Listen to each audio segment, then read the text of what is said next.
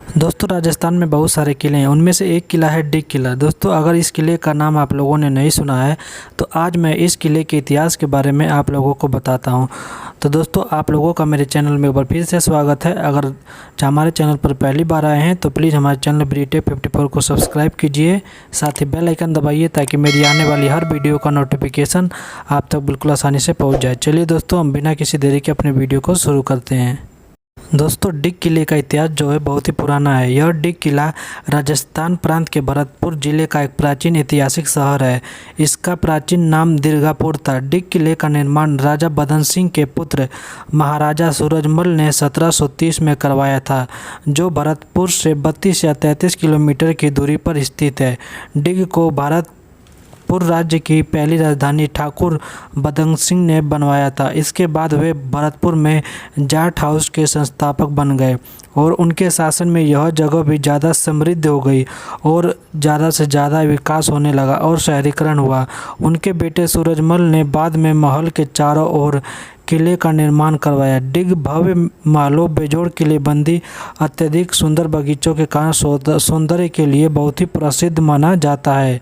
नगर के चारों तरफ मिट्टी की चारदीवारी है और चारों तरफ गहरी खाई बनाई गई है। इसका मुख्य द्वार शाह बुर्ज के नाम से जाना जाता है। यह द्वार स्वयं की एक घड़ी के रूप में निर्मित था। इसका आकार 50 गज का माना जाता है।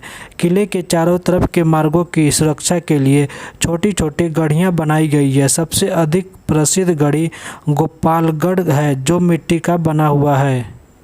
अगर इस किले के वास्तुकला की बात करें तो डिग किले की वास्तुकला राजपूत और मुगल शैली का मिश्रण है।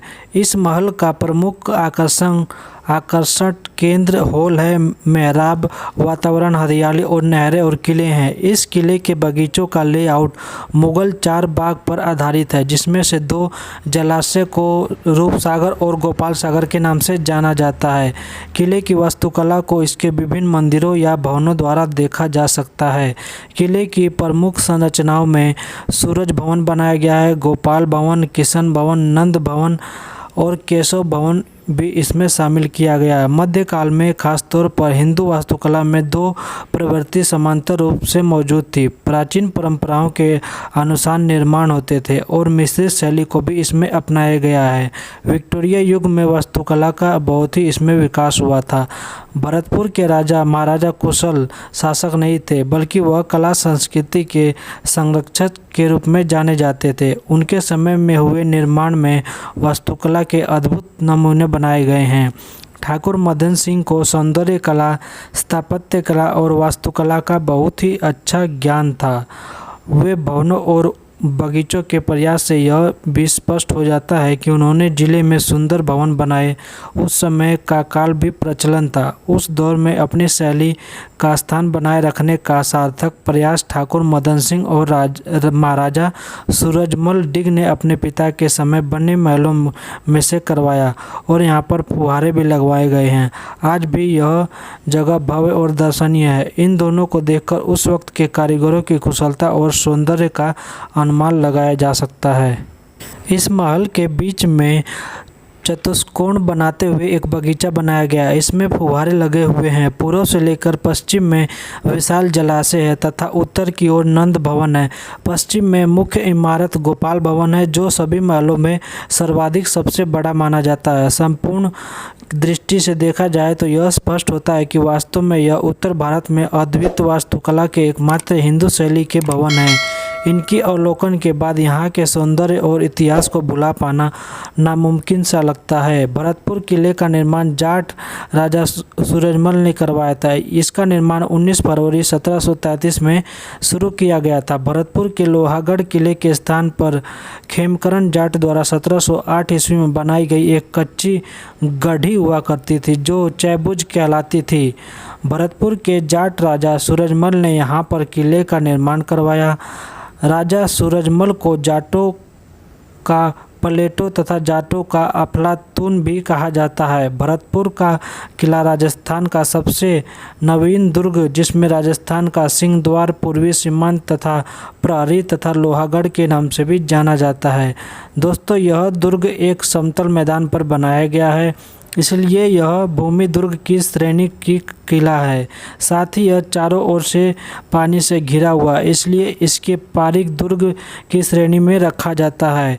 इस किले को जीतना लगभग दुश्मनों के लिए असंभव माना जाता था, इसलिए इसे अजयगढ़ दुर्ग भी कहा जाता है। अजयगढ़ दुर्ग के बाहरी दीवारों के मध्य मिट्टी भरकर इसकी प्राचीरों को मजबूत किया गया था, ताकि तोप के गोले भी इसकी दीवारों को नहीं भेद सकते। अजयगढ़ दुर्ग को मिट्टी का किला और अभेद दुर्ग भी कहा जाता है। भरतपुर के महाराजा रणजीत सिंह ने जसवंत राव होलकर को इस किले में शरण दी थी और उनके पक्ष से अंग्रेज़ों से युद्ध किया था। अंग्रेज सेनापति लेक के नेतृत्व में भरतपुर किले पर 5 बार आक्रमण किया गया।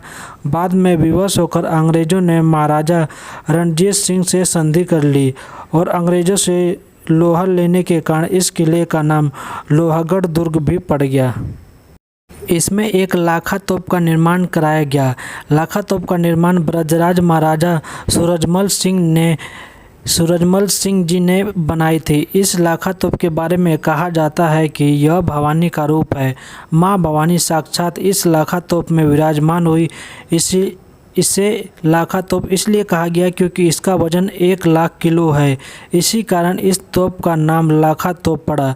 यह हैरान करने वाली बात है कि उस समय इतनी ऊंचाई पर इतनी भारी तोप कैसे रखी गई होगी। इसकी मारक क्षमता जो है भरतपुर से 300 किलोमीटर मार करने की यह क्षमता रखती है। यह दुनिया की विशालतम तोपों में से एक मानी जाती है। यह डिग किले में लाखा बुर्ज नामक स्थान पर स्थित है। लाखा का तो इस्तेमाल 1761 में सिर्फ एक बार आगरा के किले पर किया गया था। तोप का गोला सीधे आगरा के किले की दीवारों पर जाकर गिरा। आगरे का किला का दरवाज़ा टूट गया। इससे सैनिक किले में तेज़ी से घुस गए और मुग़ल सैनिकों का विनाश कर दिया। लाखा तोप चलने पर इतनी तेज़ आवाज़ आई कि मुग़ल सैनिक डर के मारे इधर उधर भागने लगे। मुग़ल राजा भयभीत होकर महाराजा के आगे घुटने टेक दिए और आत्मसमर्पण कर दिया। लाखा तोप की चलने की आवाज़ इतनी तेज़ थी कि बहुत सारी गर्भवती महिलाओं का गर्भ गिर गया था। बहुत से लोग बहरे हो गए थे। इसी कारण इस तोप को चलाने पर प्रतिबंधित लगा दिया गया। लाखा तोप एक ही बार चलाई गई थी, वो भी 1761 में। दोस्तों, मुग़ल शासन के समय बहुत सी चीज़ें भारत में ऐसी थी कि बाकी पूरे देश दुनिया में मिलना मुश्किल है। कुछ तो मुग़ल नष्ट करके चले गए, बाद में फिर अंग्रेज़ आए तो अंग्रेज़ों द्वारा नष्ट कर दिया गया। तो दोस्तों, उम्मीद करता हूं कि यह वीडियो आप लोगों को पसंद आई होगी। वीडियो पसंद आई है तो वीडियो को लाइक कीजिए और चैनल पर अगर आप लोग पहली बार आए हैं तो प्लीज़ हमारे चैनल को सब्सक्राइब कीजिए। साथ ही बेल आइकन को दबाइए ताकि मेरी वीडियो का नोटिफिकेशन आप तक बिल्कुल आसानी से पहुंच जाए। तो चलिए दोस्तों, हम आप लोगों से मिलते हैं किसी नेक्स्ट वीडियो में।